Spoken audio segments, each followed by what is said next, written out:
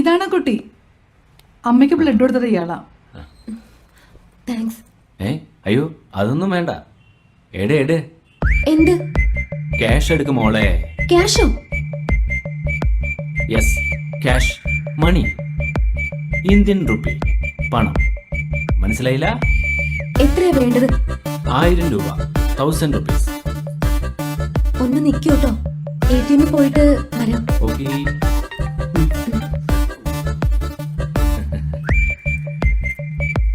നാണമില്ലല്ലോടോ ഒരു സഹായം ചെയ്തിട്ട് പൈസ ചോദിക്കാൻ.